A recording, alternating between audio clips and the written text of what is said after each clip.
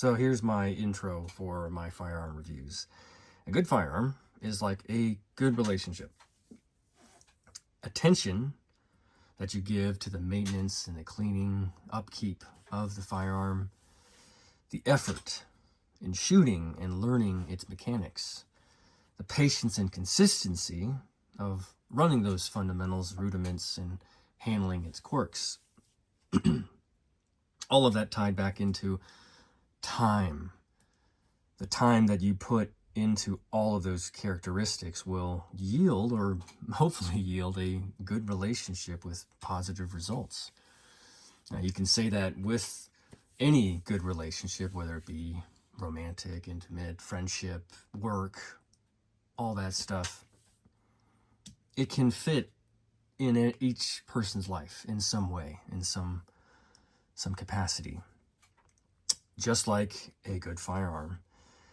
A good firearm can have some application applied into somebody's firearm, hobby, defense, skill, competition, etc. So today we're going to go over the Shadow Systems CR920XP and where it fits so far in my collection. This video is intended for educational and informational purposes only. All firearm handling shown is performed by trained individuals in a controlled environment. Always follow the 4 rules of gun safety. Number 1, treat your firearm as if it is loaded. Number 2, never point a firearm at anything you do not intend to destroy. Number 3, keep your finger off the trigger until you're ready to shoot. Number 4, be sure of your target and where it's beyond it. Comply with all local, state, and federal laws regarding firearms. Do not attempt to replicate any actions seen in this video without proper training and safety measures. The creators assume no liability for misuse or unsafe practices.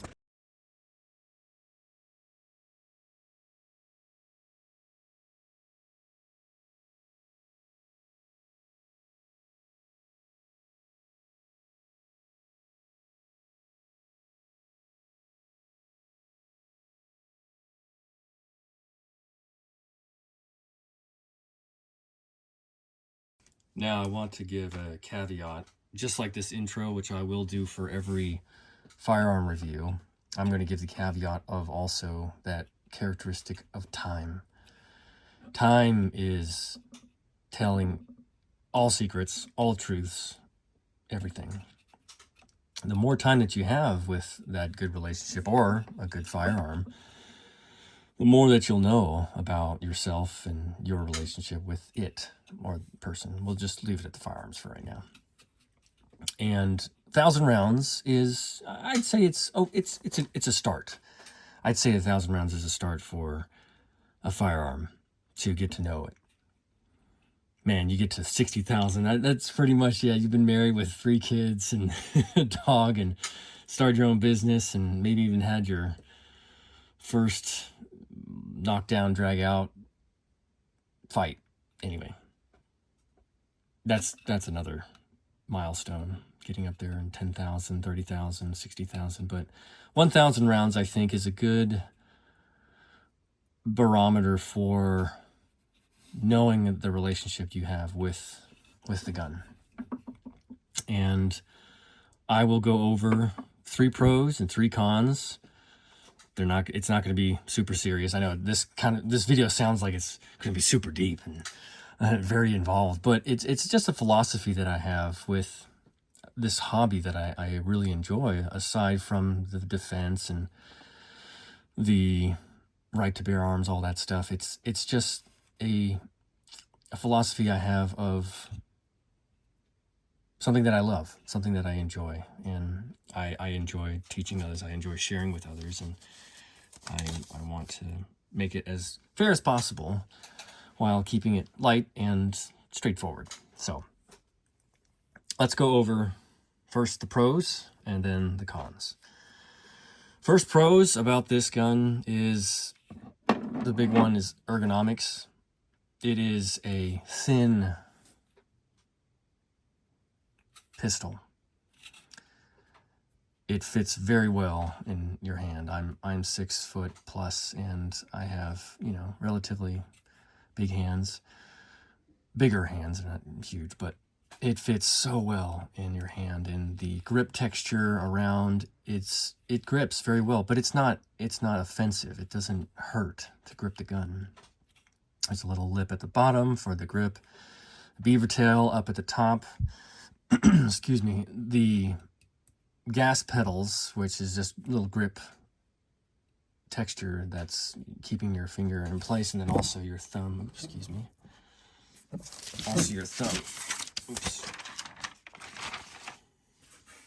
bear with me, also your thumb on the side as you grip the pistol to help you push down, and also the undercut for the trigger guard.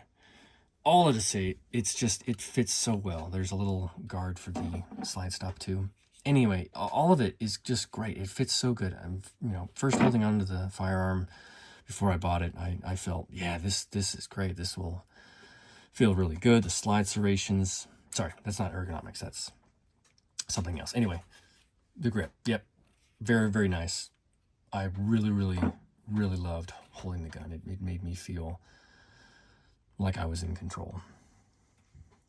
Shooting the gun, one of the big other pros, number 2, is the recoil. Recoil was just great. That compensator at the top, I think it really works. I think, and I shot 115. A majority of the rounds was 115, about 800 rounds. 100 rounds was 124, and then the other 100 was 147, and it did not have that kick as much as I thought it would. And it is longer. The slide is a little bit longer, be with that compensator. And I did run the TLR 7X sub on it for a time. Not the first 100 rounds, but we had some issues the first 100, which I'll get into with the cons. But the recoil was minimal, and I loved shooting. I loved shooting this pistol.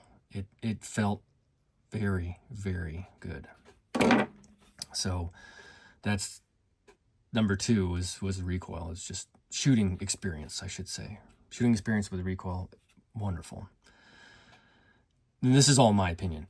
The third positive is, the third pro is that it's Glock-esque. It is a Glock clone.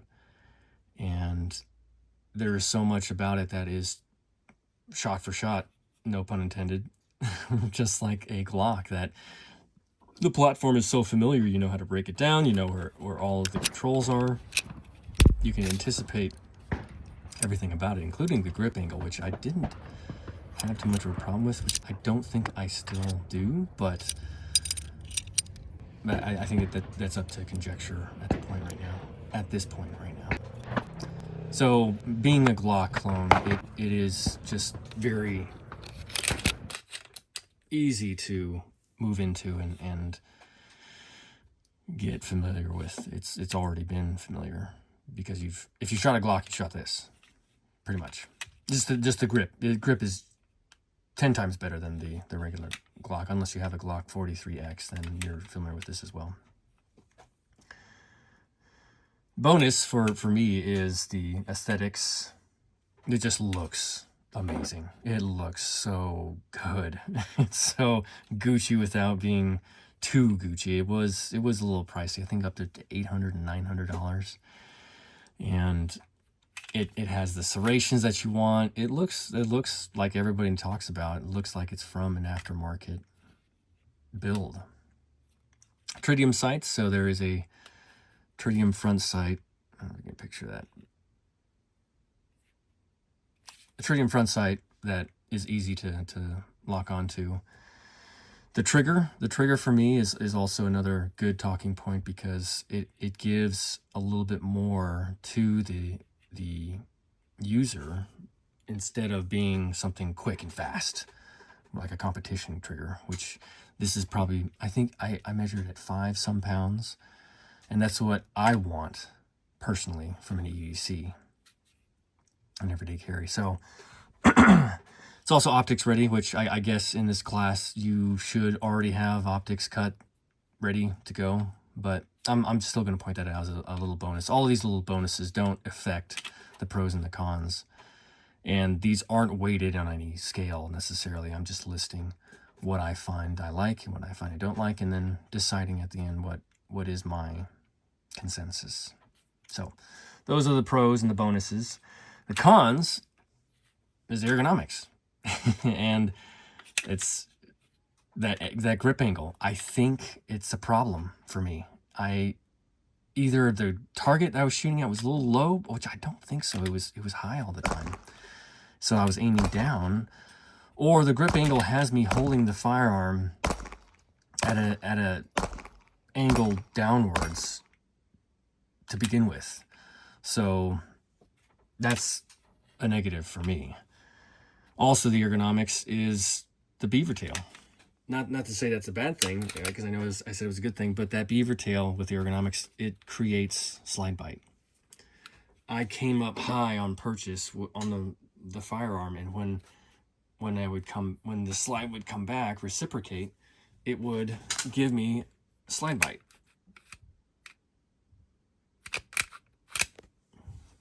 Now, maybe this is my fat hand getting in the way, and that's my problem, not the firearms. But there are other firearms that they do not have this issue, and that is something of a negative for me. Didn't hurt, not a problem.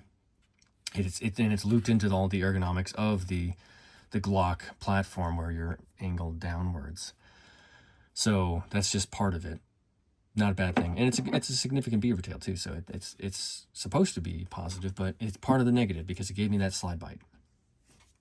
And the last thing is the slide. The spring slide manipulation. Well, the spring mostly, but when you pull the slide back, right here you have a wall. Right there you have a wall. And I know, you can change the spring just as easy as you can with any other Glock or firearm, but it's, to me, that I don't like that. I don't like out of the box. And after 1,000 rounds, that spring has broken in and it has become significantly easier. But I noticed right out of the box, it was tough. It was tough to pull back. So I didn't like that.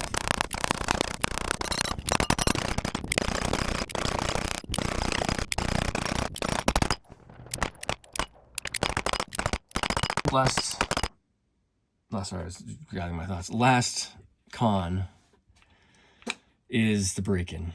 The break-in period, I know there's break-in periods for many different pistols, but this break-in period for me, I don't know if I did wrong. I don't know if now I've ruined the gun. I'm not sure. I haven't read anything or seen anything from anybody else, but what I have seen is that you're supposed to break it in with 124 grain. I broke it in with 115. I anticipated I was going to have a break-in period and a couple of stovepipes or failures to feed or what have you.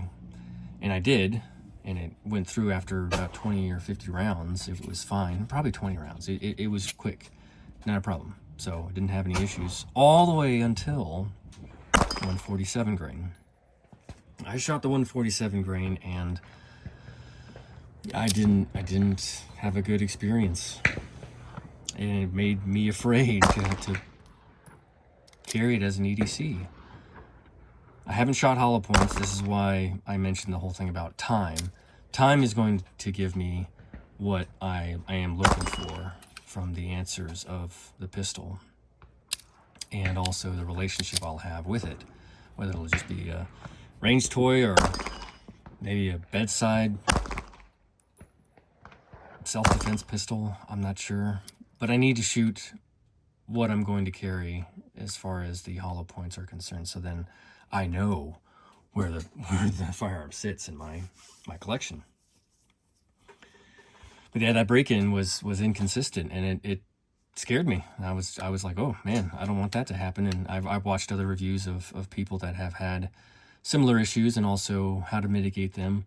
But then also real life events of somebody who had a CR920, not the XP, but still a Shadow Systems, and it failed in a time of need. So those three cons, I think one of them is a catalyst to deciding where this goes. Again, time will tell. This is just 1,000 rounds. This is only basically the break-in for all of the pistols that I have. I've enjoyed the gun. I really had a great experience. This is my first Shadow Systems that I've shot. I shot the DR920 Elite, DR920P Elite, but I haven't put it through its paces like I had this one. So my first impression of Shadow Systems was great, and they were fair because they did say, oh, this has a break-in period. Now it's just time to try out the hollow points, the self-defense rounds, 147 grain, where I'm going to place it right now, and it will change over time because I will be shooting it and practicing with it further on next year, which is 2026. Right now, I am tabling it. It's going to sit not as an EDC. It's going to sit, and I'm going to practice with it. I'm going to shoot with it, continue on, maybe even to 2000, and then see where it lands. And I'll do an updated review. I should say addendum, or a part 2, I suppose, of the review. Right now, it's great. It shoots awesome. I've loved it. I still love it. I think it's an amazing firearm. Wonderful experience. All except for that stovepipes, 147 grain break-in period. I can live. That's okay because I anticipated that. They did, from the factory, mention that would be the case. But the failure with the 147s is scary to me. So I love the gun. I wouldn't get rid of it. I'm just gonna practice more with it and shoot. I'm gonna keep all the factory parts in it. I'm not gonna change the spring. I'm not gonna change anything. I'm just gonna keep it in its organic state and take a holistic approach to it. Change me, the shooter, not the firearm. Nothing wrong with doing any modifications. Don't misquote me or think I'm some elitist because I got to keep it, organic and regular. That's just me. That's just my preference. Nobody's wrong for having a preference, and you should absolutely have it because that's what makes a good gun. That's what makes a good relationship, is you are an individual that chooses to do what you're going to do. Okay, I'm not going to get all philosophical with this stuff, but the gun is great. I love it. I've enjoyed it. Tell me what you think, your experience with the ammunition, the different grains, the grip angle, the slide bite, CR920 or the XP or any other Shadow Systems. Let me know what you've experienced with your Shadow Systems, and let's keep that conversation going. I want to hear from the community because this is how we figure out in our relationships with all of these firearms and tools where they fit in our lives. So for my first review, I appreciate everybody coming by and taking the time to watch. I'm going to splice in some, or I'll have spliced in some footage, and hopefully that turns out okay. But trying to get this out as soon as possible. I'm so sorry it took so long. I really appreciate everybody being here. Like and subscribe, not in that particular order. Recommend and comment, please. Thank you all again. Happy New Year. Merry Christmas. Happy Hanukkah, Kwanzaa, all that jazz.